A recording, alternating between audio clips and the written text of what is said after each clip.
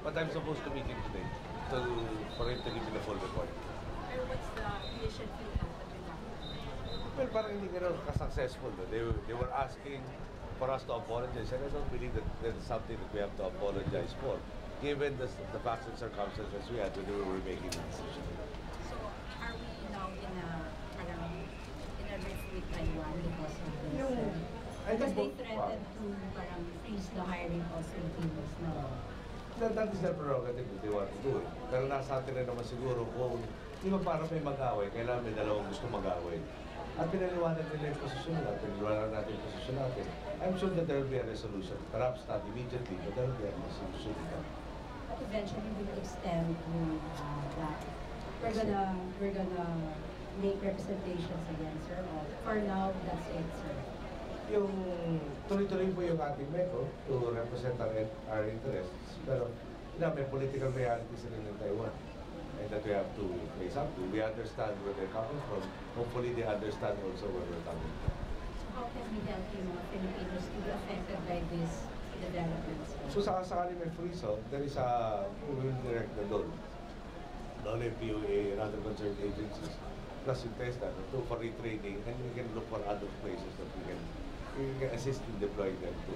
Yung there are other territories, for instance, that have signified a desire to hire our OFWs.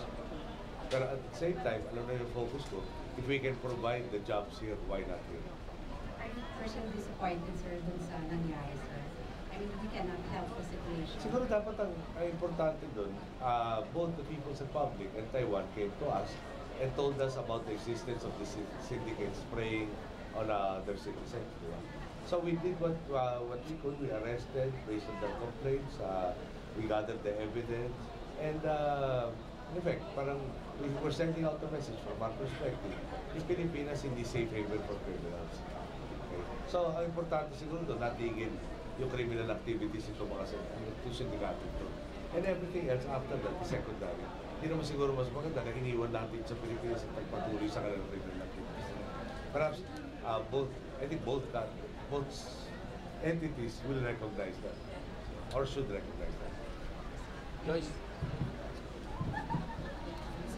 Let's start na po yung repatriation ng mga OFWs natin sa Libya.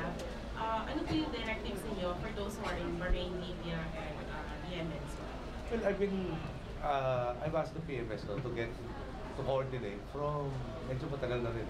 Ano parang non-stop, di ba? Sa Korea, tapos sa itong Egypt, at saka ngayon naman itong sa Libya, sa Bahrain, etc. So, meron naman tayong mga systems and procedures already in place. Pati yung saan ba tayo kukuha ng funding, may instructions ng DBM. But bottom line, siguraduhin, paano ba natin makukontak lahat? No? So they tell me that malilit siyempre ating embassies. No? The bigger ones will have about 25, most siguro 50 personnel.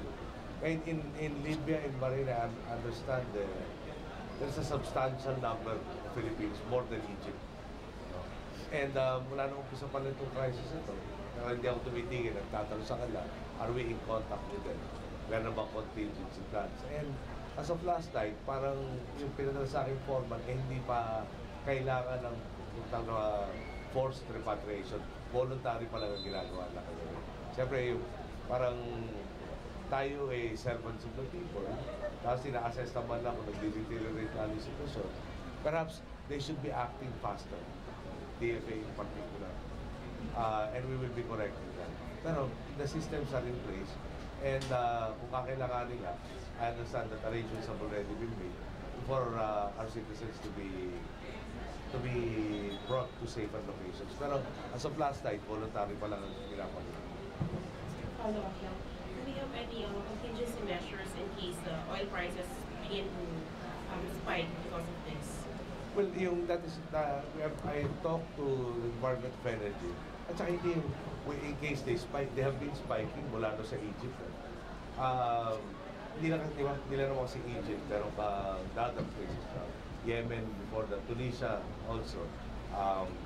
Saudi Arabia is reacting. Kuwait, I understand, is also reacting. Ngayon bigla may Bahrain. Bahrain na parang nobody was thinking na there's any problem. No? And Libya is, as I think, the fourth largest producer, it's the fourth largest producer. So parang hindi mag-e-effect yun.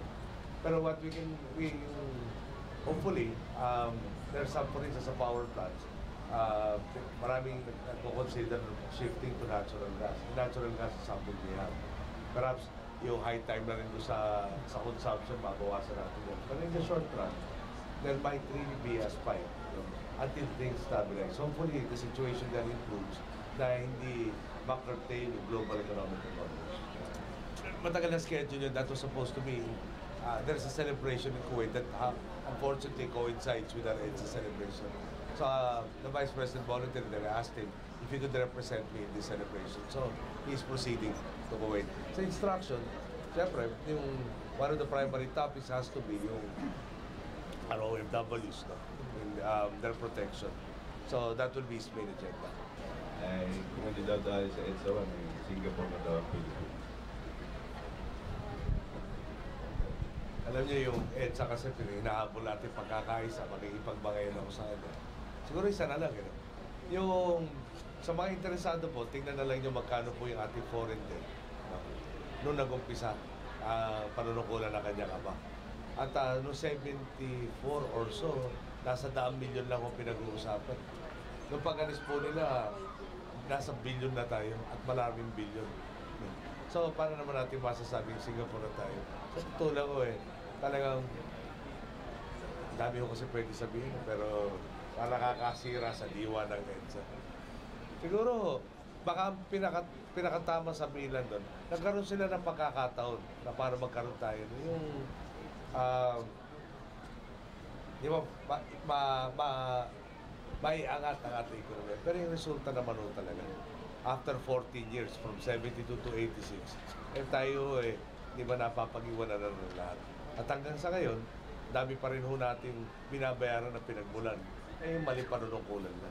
Sir Marcos O Purian. nung tatay pa rin na, dahil di naman po na siya nunungkulan. Marcos Purian, sir, may charge. Ano, sorry?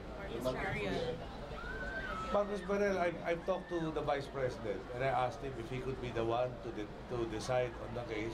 Dahil sa akin nga, maski ano pa desisyon ko, sasabihin namin magsunod ako. And I talked to him roughly before he went to China. Okay naman. Well, isa rin ho siyang may strong opinions about the matter.